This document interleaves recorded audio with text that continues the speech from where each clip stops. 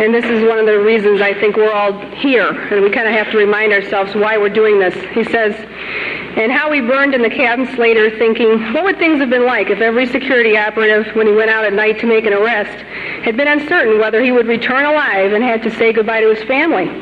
Or if during periods of mass arrests, as for example in Leningrad, when they arrested a quarter of the entire city, people had not simply sat there in their lairs, paling with terror at every bang on the downstairs door and every step on the staircase, but had understood that they had nothing left to lose and had boldly set up in the downstairs hall an ambush of half a dozen people with axes, hammers, pokers, whatever else was on hand.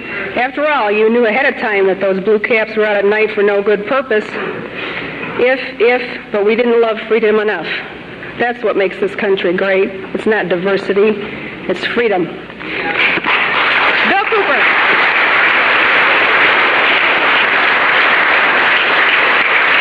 Thank you, Connie.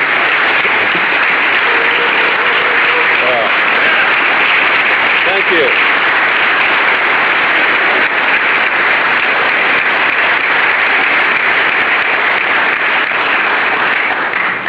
Well, you sure know how to make me feel very humble. Thank you so much. I think one of the biggest misconceptions in this country is what this country is all about, who founded it, for what purpose, and most specifically, what it is that we're all looking for. I'm going to try to clarify some of those, and in doing it, as always happens, someone's going to be angry with my definition of some of these things. I've traveled all over the country. I've talked to probably hundreds of thousands of people individually over a lot of years. I broadcast a radio show that brings me thousands of letters every week. I administer the world's largest and most successful civilian intelligence gathering operation in the world, which makes me privy to an awful lot of information that none of you will ever see, and there's so much of it I can never present it in a form that you would be able to look at it and digest it.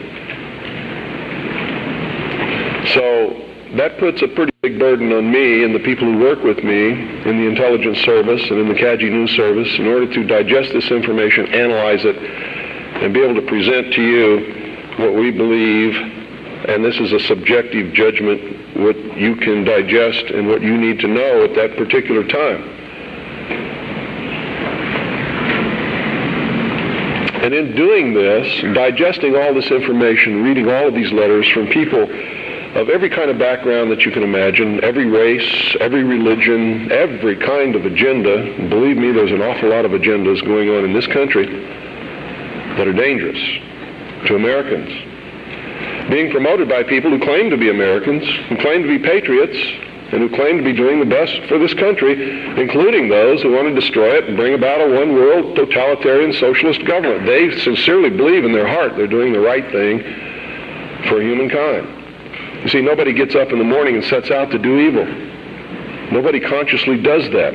I've never met any person in my entire life who said, I'm evil, I'm going to do evil things, I like to do evil things, I want to do evil things. They don't exist, in my knowledge.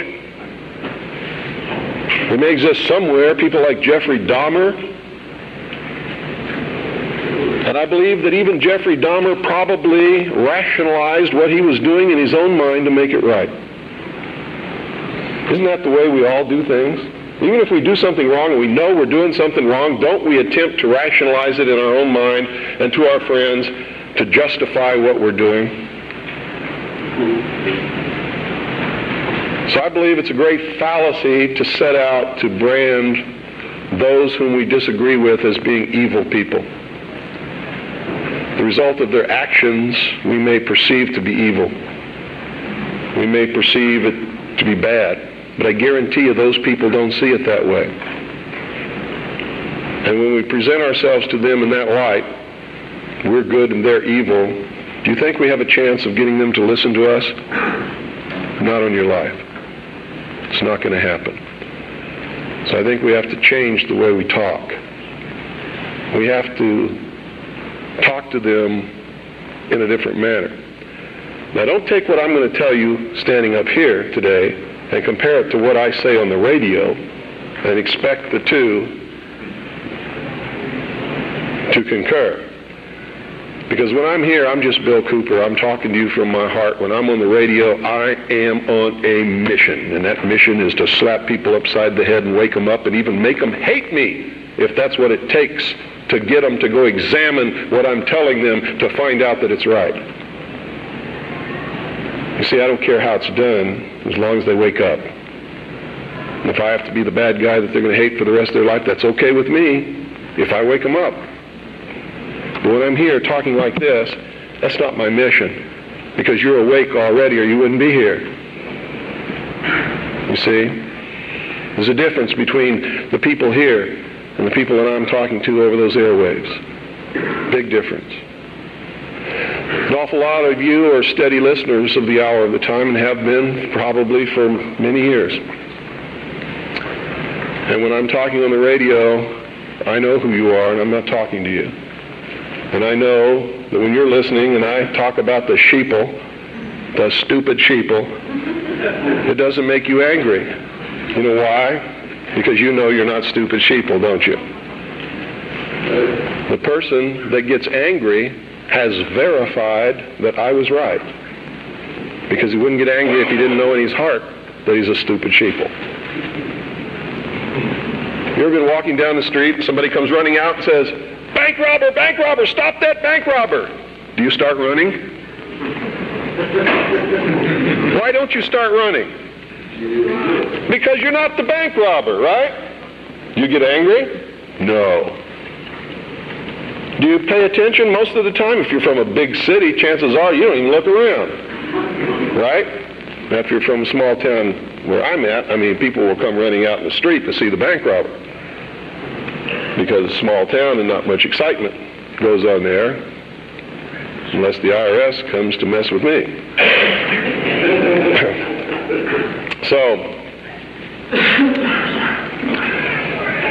what I'm going to talk to you about today comes from my heart, from my experience in life, from playing this role as messenger, which I take very seriously, from my efforts to wake up the American people, from my family, from all the letters that I get, the people that I talk to, just like I've talked to many of you here today.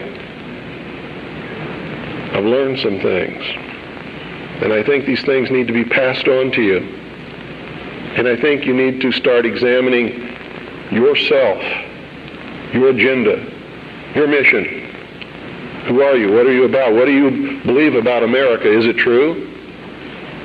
Are you helping to divide us more? Or are you helping to bring us together? Do you really understand what this country is all about?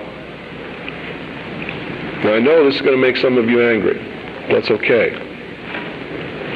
I know that it's going to open some doors for some of you. I hope that it'll bring us all a little bit closer together.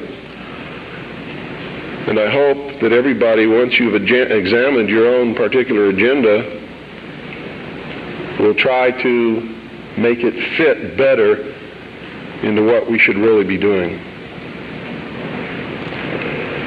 And I'm going to start off way back in history, folks, because that's really where it began. The human race is young in the whole scope of the life of the earth. We're just a young species, really.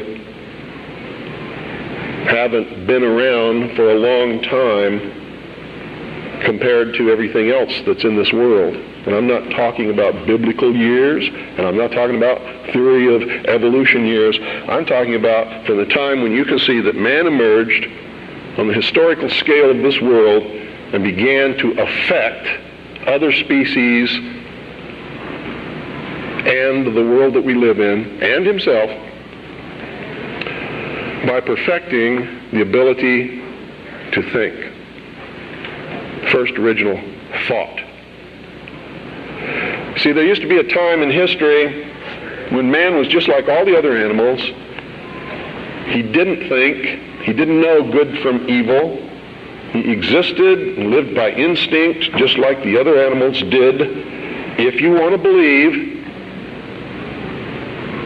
the record that we can look back and see written in stone. Okay?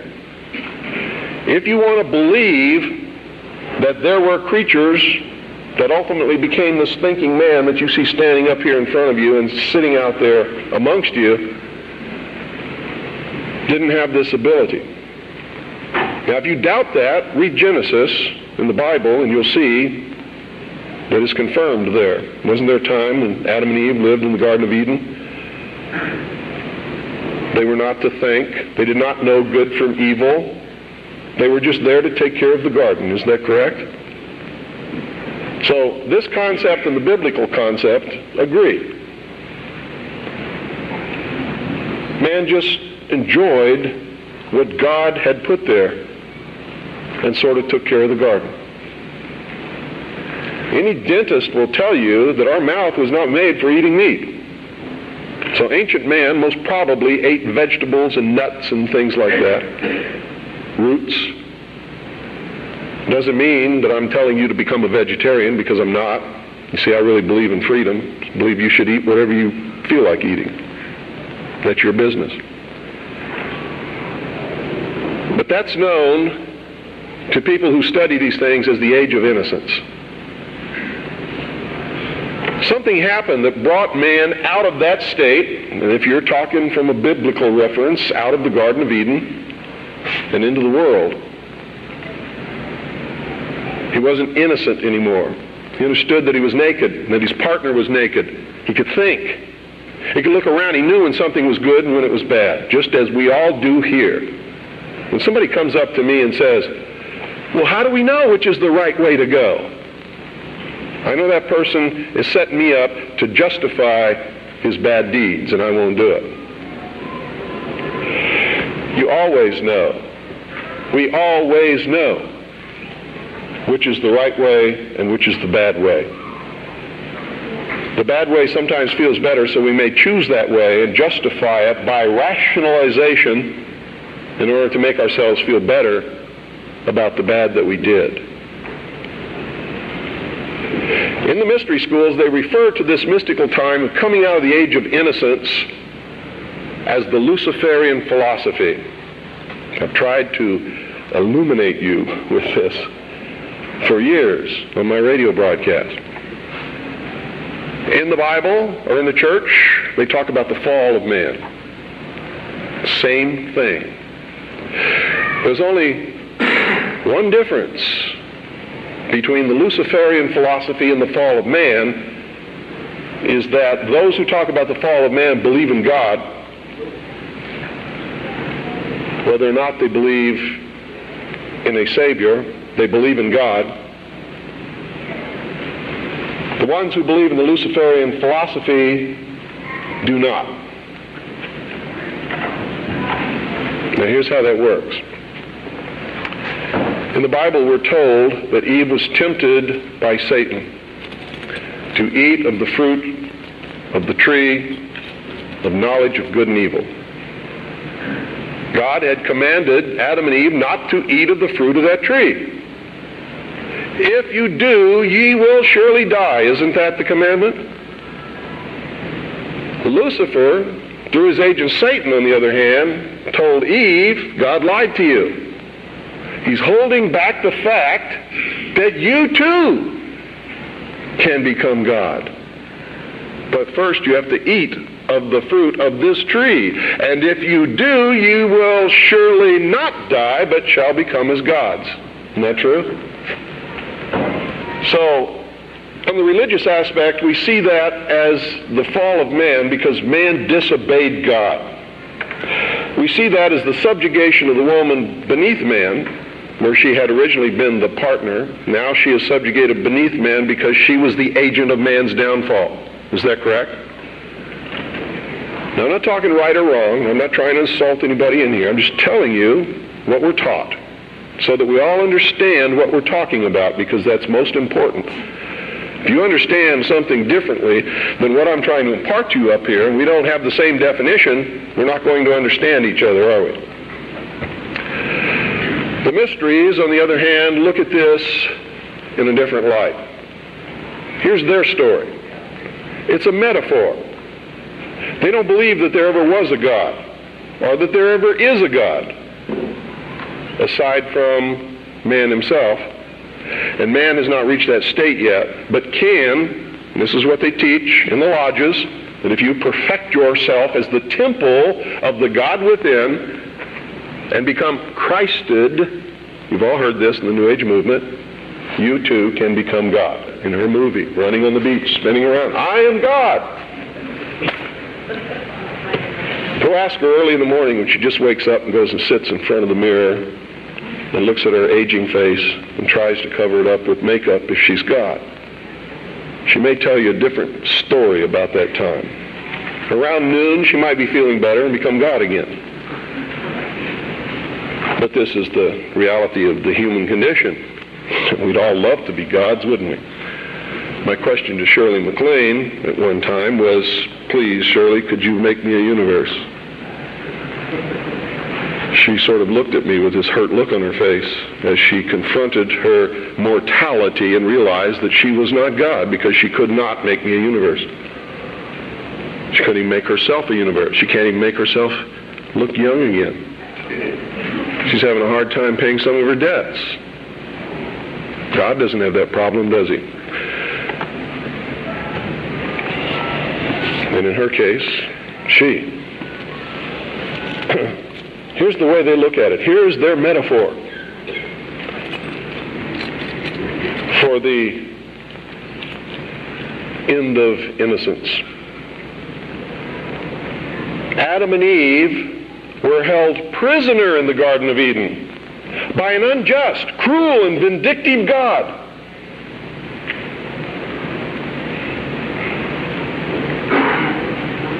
Until Lucifer, through his agent Satan, set man free from this garden by giving him the gift of intellect. Through the use of intellect, man will conquer the earth, will conquer nature, and will himself become God. It's taught in every Masonic temple in this land. Every secret brotherhood, every secret society, every mystical temple, every occult organization teaches the Luciferian philosophy.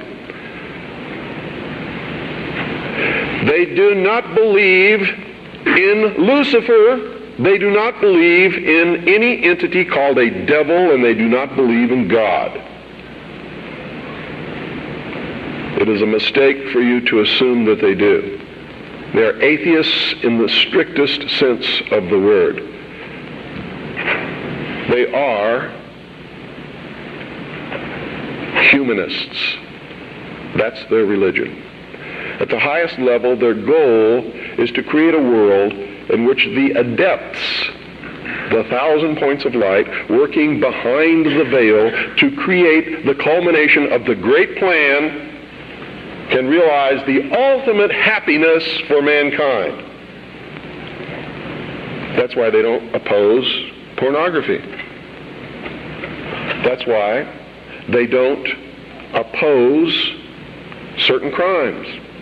That's why they say you should not be put in jail for the rest of your life for murder or anything else. There should be no death penalty, because it was a learning experience. And having gone through that learning experience, you're a better person now. This is what they teach. They believe punishment for these crimes is nothing more than vengeful retribution, which is wrong in their eyes.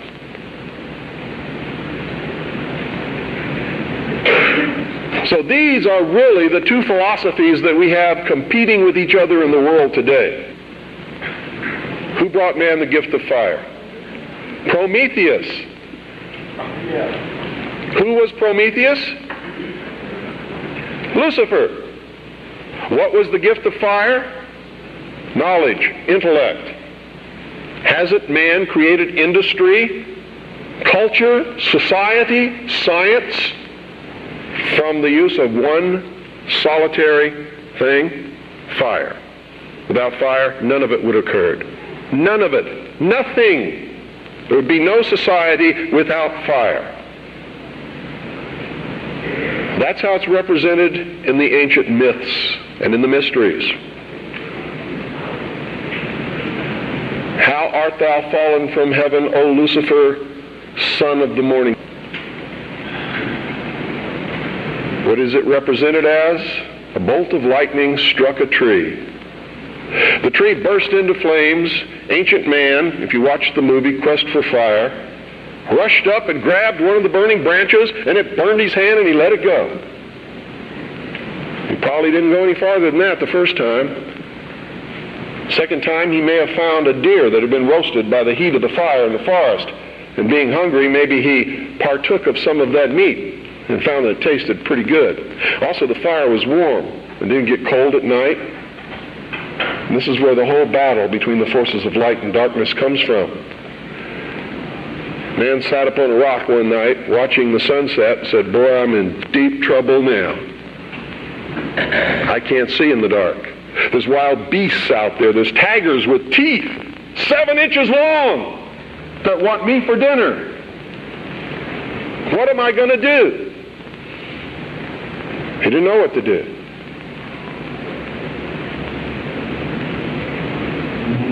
Neither would many of us put in that situation.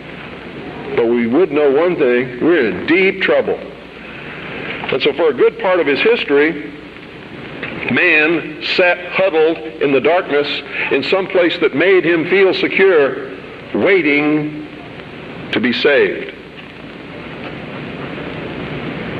Now remember, folks, I'm not telling you what I believe. I'm telling you what is taught in the mysteries. I'm telling you what our enemies believe. Make no mistake about it, they are our mortal enemies. They want to see us wiped off the face of the earth.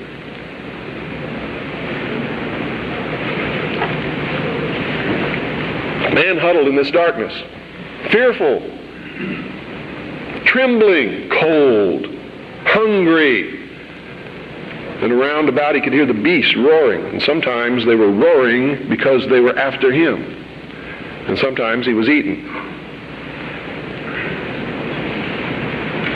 A man eventually saw another tree struck by lightning and grabbed that branch with that flame on it.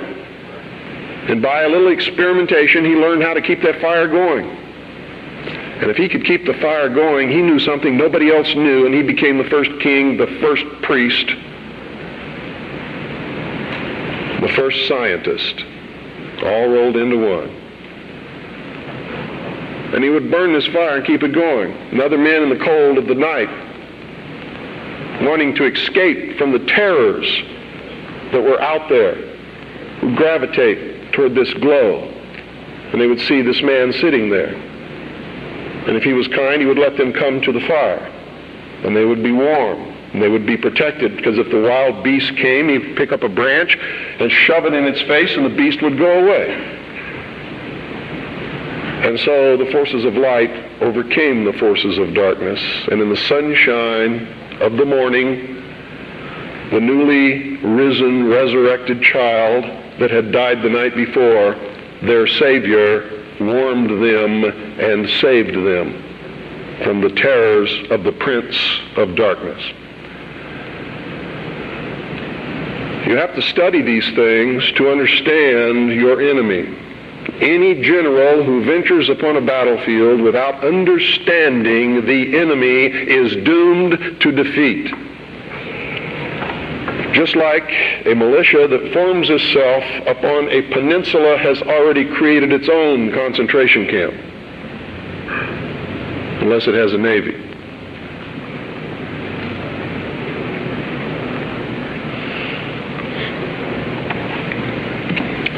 Damn good militia, I might add.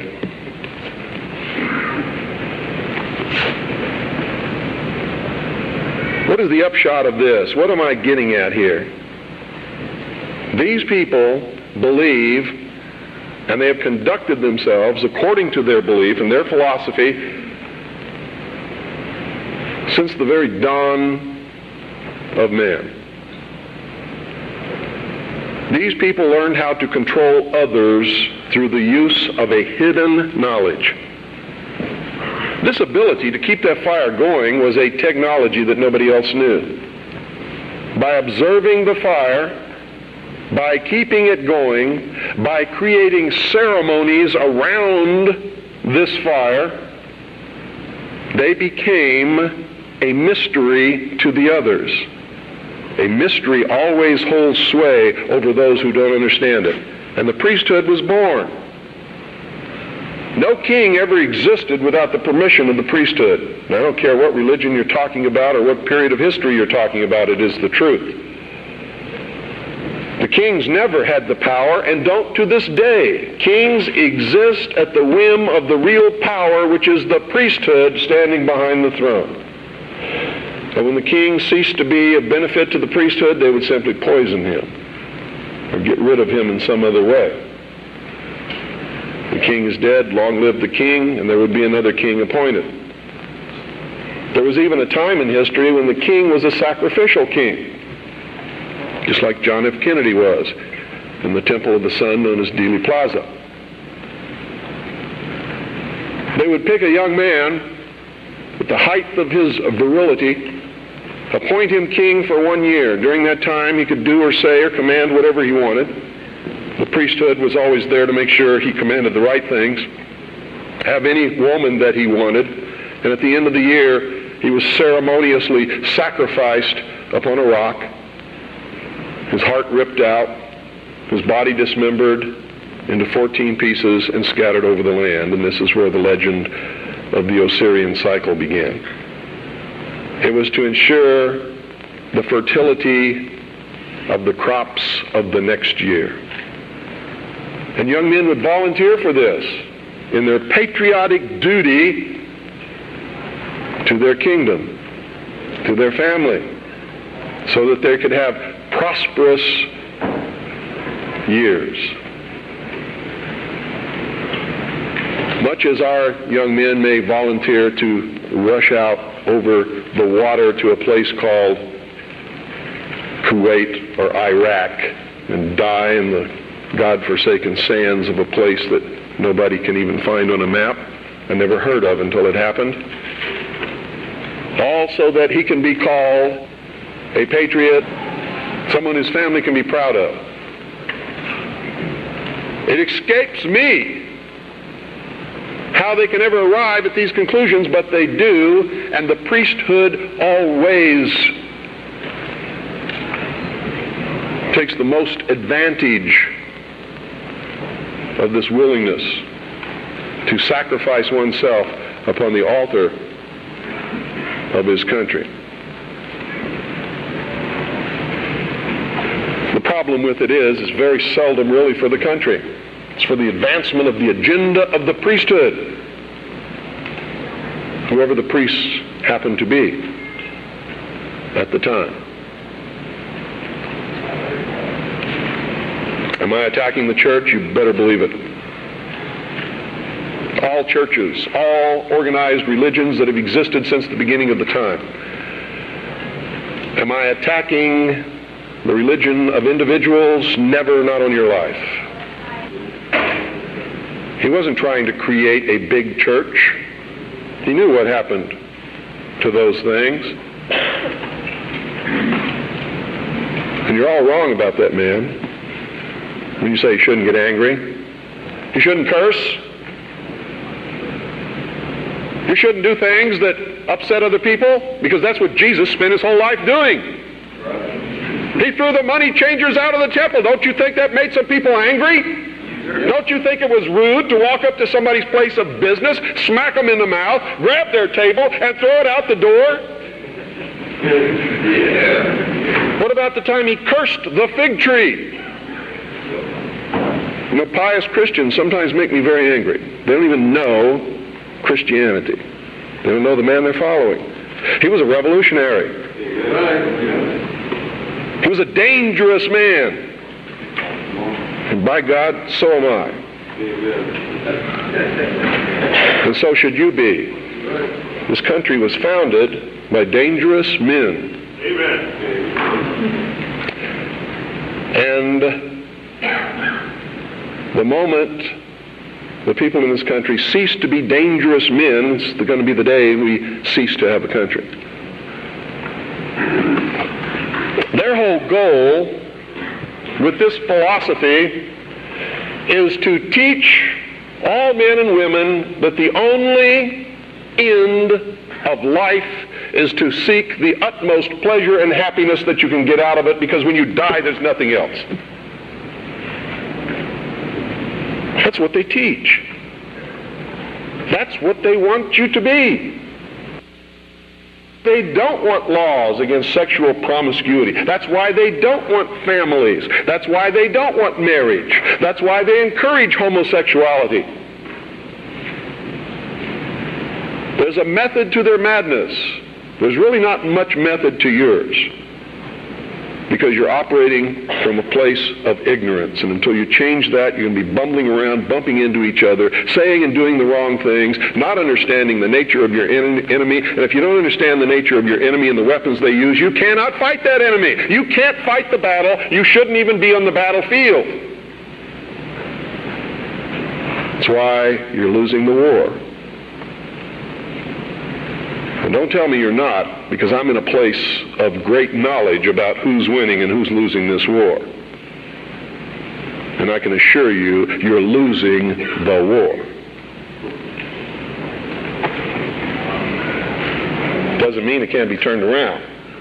But it'll never be turned around until you learn what you need to know.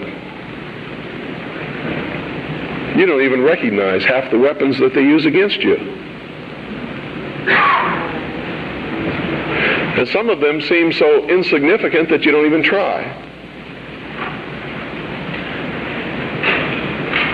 They want to create a world where everybody is happy all the time, doing all of the things that, if you're from a good religious upbringing, is wrong to do. If you're not from a religious upbringing, but you have a good brain and you understand the purpose of morals and ethics, it's still the wrong thing to do. If you're a thinking person. And then the priests had an army. Oh boy, weren't they happy with that? Their whole purpose throughout history has been to teach a small number of people how to become adept at controlling everyone else, and presenting their societies as desirable to the profane, so that you'll go knock on the door and say, hey, can I be a member and be initiated, with the promise of learning some great secret. What is that secret? The secret is what I have just told you this morning. The secret is how to control everybody else. And you never understand how to control everybody else until you get to the top of this pyramid of initiation. Most people never make it past the third step. All above that are carefully chosen and nurtured and taught. And Americans for all these years have been looking around for the enemy. They've never been able to find an enemy. So those who control them were able to control them even better by giving them an enemy. That's what Stalin and Churchill and Roosevelt determined at Yalta. Who was going to be the enemy post-war? Turned out to be Stalin. And there was going to be this phony Cold War, so that the population would never discover the real enemy. And I'm talking about the population of the Soviet Union as well as the rest of the world. You see, the enemy has always been here. It's your uncle, your aunt, your father, your mother, your brother, your sister, your nephew, your nieces, who belong to the fraternal orders collectively known as the mysteries. The very highest degrees of which, combined together, make up a secret order known as the Illuminati.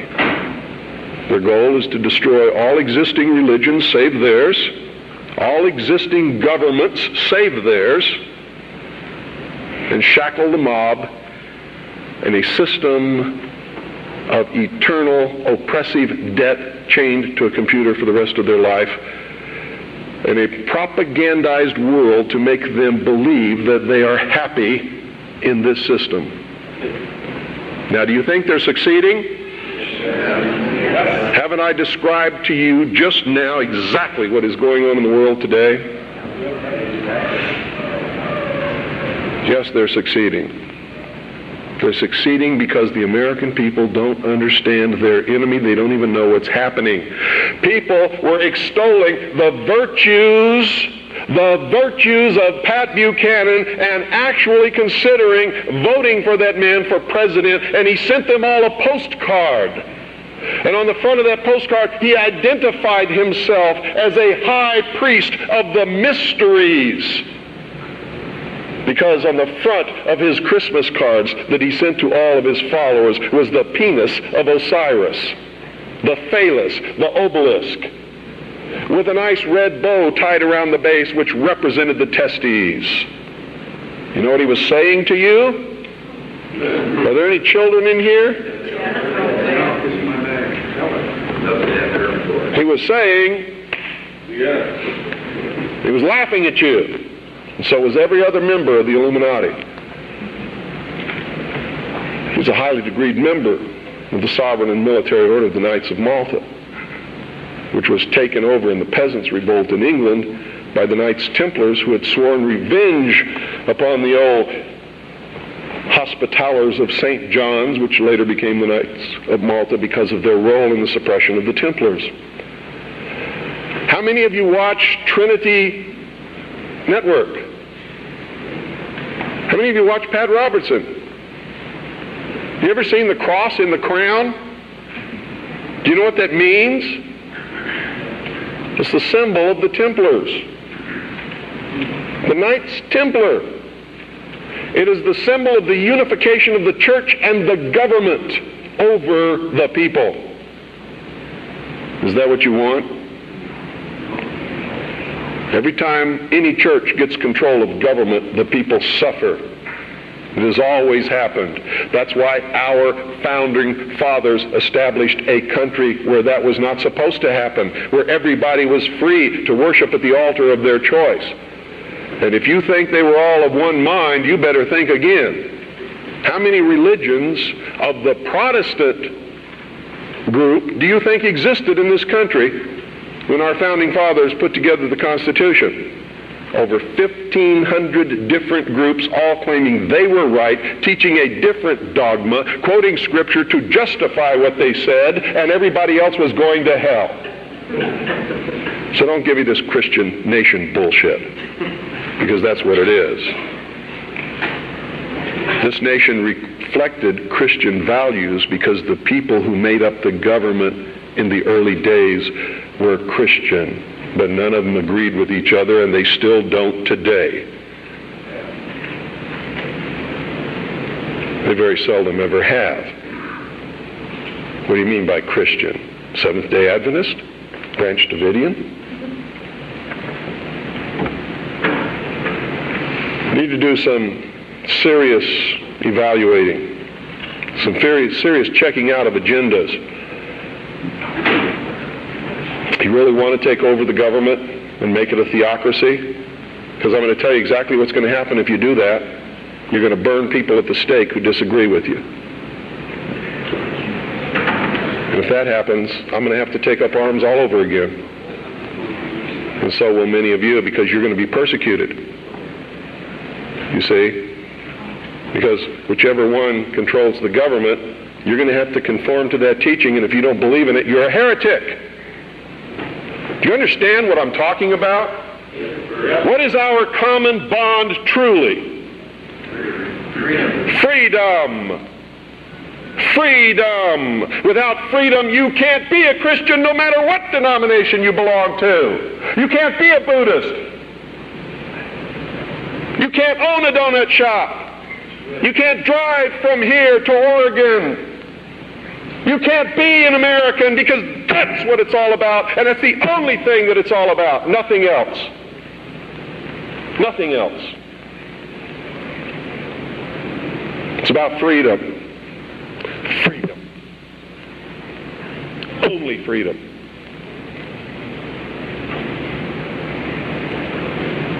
It means you have to let other people be free, even if they disagree with you. I had a tremendous admiration for the courage of those two communists who had the guts to walk up with their little communist sign and their communist flag. Two of them, young people, all alone, in that sea of America, militia, uniformed patriots. And I saw people who wanted to kill them.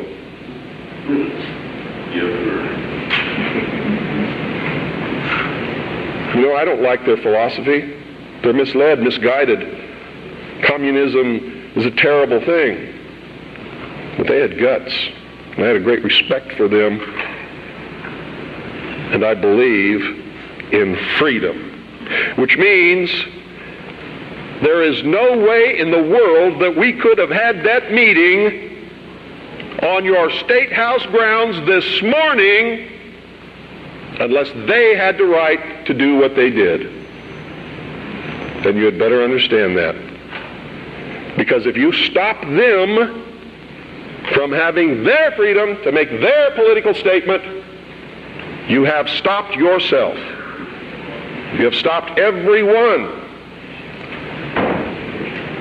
And that must never happen in this country. It must never happen in this country. Because if it does, there'll never be another congregation like this, and you'll never hear me speak again because I'll be dead.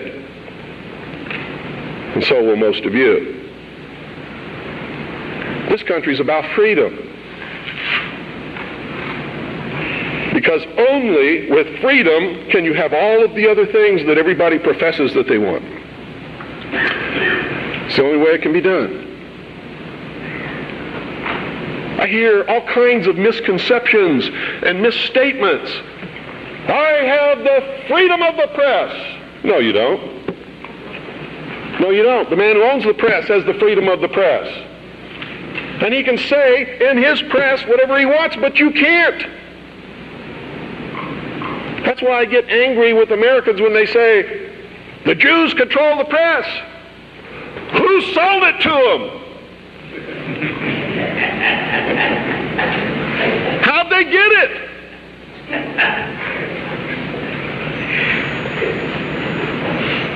You want the press? Start a press. You want to be on the radio? Do it. But stop whining. Stop bitching. Stop complaining. That guy that owns the press, that's his press. He can do with it what he wants. Just like you do with your car what you want because it's your property. He doesn't owe you anything unless you've got a contract with his signature on it that says he will print what you say. If you can't produce that, he doesn't owe you anything. That's America. You know what's wonderful about America? You can have a press. I have a press. How many of you have seen my newspaper? That newspaper's no joke. It makes congressmen cringe when they see it. It scares the hell out of the enemy.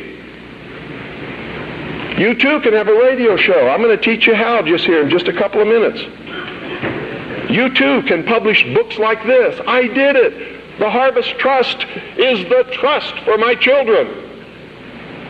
I'm not rich. I don't have anything. You know how I financed this book? I sold copies before it was printed to people who believed enough in me to buy them. I don't have any money.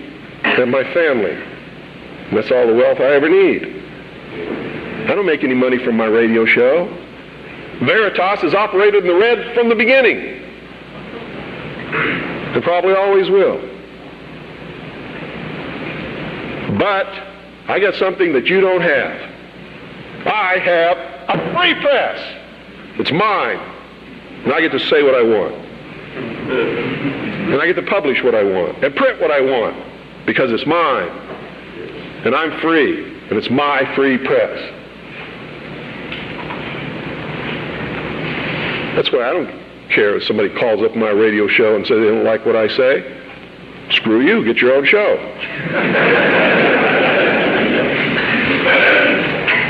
I don't care that they complain because I won't let them talk on my radio show. Screw you. Get your own radio show.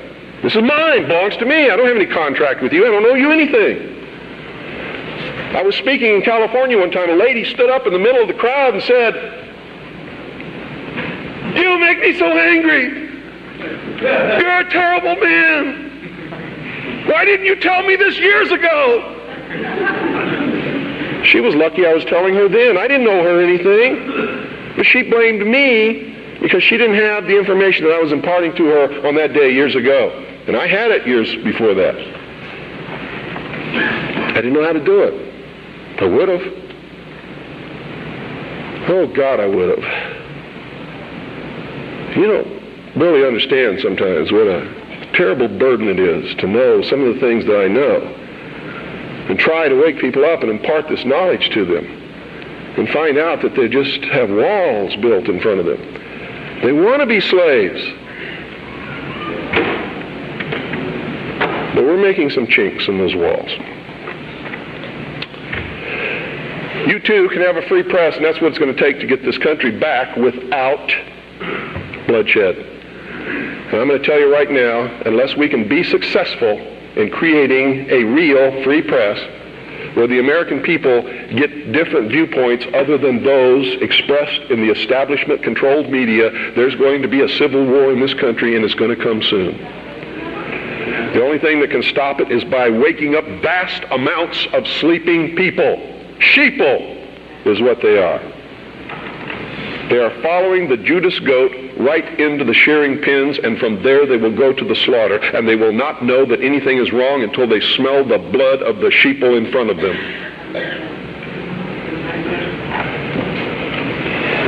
Anybody can publish a newsletter or a newspaper. Anybody. It is not expensive. It is not difficult. And everyone in this room should be doing it all across this country. And everybody that you come in contact with, you should encourage them to do it. And we should flood this nation with information. Not rumor, not opinion, not bullshit. Documented fact. Everything you print must be documented. If it's not, eventually people will stop reading your newsletter or your newspaper. Because all they have to do is check out a few things and find out it's not true, and you're finished. You must publish only documented fact. And you must stay away from printing articles from people who will not document as fact what they put in their articles. That's why my broadcast scares the hell out of socialists. That's why in a White House memorandum I was named as the most dangerous radio host in America, not because I'm going to go out and shoot somebody, but because I shoot documented facts which cannot be refuted. That's why. That's what's dangerous. Seek ye the truth, and the truth will make you free, and nothing else will do it. Jesus Christ has never lied to anybody. Why won't you listen to him? Don't spread a rumor. Spread the truth. Document it. Prove it. Make it irrefutable, and you too will become dangerous to those who admire us in lies and enslave us in socialism. Anytime any system makes you dependent upon anybody or anything or any system, you are enslaved. Understand that. It doesn't have to be chains of iron. You don't have to be hanging up on a wall. You just have to be obligated. That's all it takes. You too can have your own radio station and broadcast anything that you want. You can broadcast your own shows. You can be your own host on that show. You can broadcast tapes of other shows. We encourage people to buy satellite receiving stations across this country, purchase a very simple FM, low-power transmitting kit, and set up their own FM radio station in their hometown. And we now have over 670 people across the nation. It's not expensive. If one person cannot afford the cost What is wrong with 8 or 10 or 15 or 20 of you getting together, pooling your money, buying one satellite receiving station, a small FM low-power transmitter, and setting up your own broadcasting station? I hope you will broadcast the truth and not some agenda. You see, what happens when you broadcast the truth is you piss everybody off.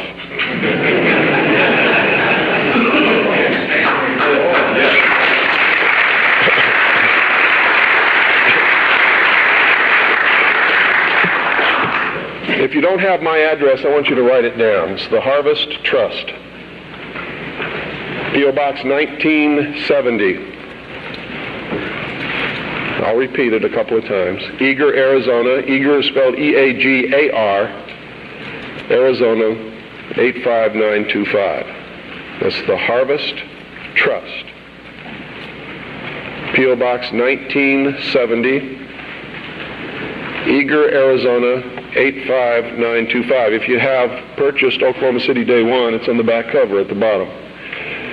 If you don't have a pen and you would like to have the address, you can go up to my wife's table upstairs on the second floor and get one of our flyers. The address will be on the flyer. And all you have to do is purchase that equipment, set it up, hook it into the satellite receiver, and you're on the air with your own radio station within just a few weeks. Broadcasting the Worldwide Freedom Radio Network are your own shows, are other networks that are up there that are Patriot Broadcasting, such as Amerinet and others. Understand this too. I'm not trying to tell you what the truth is, because sometimes the truth is extremely difficult to find. And sometimes we believe we're broadcasting the truth and it turns out we really aren't. But if we find out we aren't, we must be willing and instantly able to go on the air and say we were wrong and correct it. That's a responsibility that we all have to carry. It's embarrassing. I've had to do it several times because I'm a human being. I make mistakes too. The only difference being when I make a mistake, it's usually not forgivable. It's what happens when you become a public figure.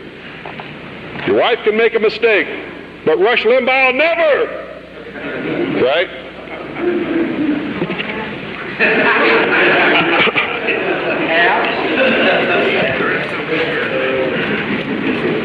I want you all to get interested in this. All of you should be publishing a newsletter or a newspaper. All of you should be documenting what you publish. All of you should have a satellite receiving station and be rebroadcasting programming to your neighborhood. All you got to do is make sure that you're broadcasting on a frequency that's not interfering with any other broadcast. Which means you don't just check it at your house.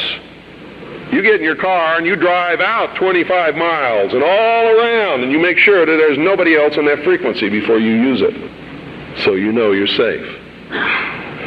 In my little town of Eagar, which is a very small town, between Springerville and Eagar is 2 miles. Another 2 miles either way, and you've covered everybody in the valley. And I'm up on a big mountain in the middle of this valley where the town surrounds the mountain, and I'm broadcasting 6 miles in every direction in my town. And it's militia country. Arizona is dangerous for socialists. And when the war starts, heaven help whoever they send to fight in Arizona. Because it's still really kind of like the old West days in a lot of places. It's dangerous. Where I live, Ike Clanton made the sheriff angry one day. The sheriff rode 25 miles, grabbed Ike Clanton by his hair and drug him to jail by his hair. Which brings me close to the end of my, I think it is. How much time do I have? 3 more hours. Come back after Jim talks a little bit and talk some more. Yeah. Just let me give you a little parting note here.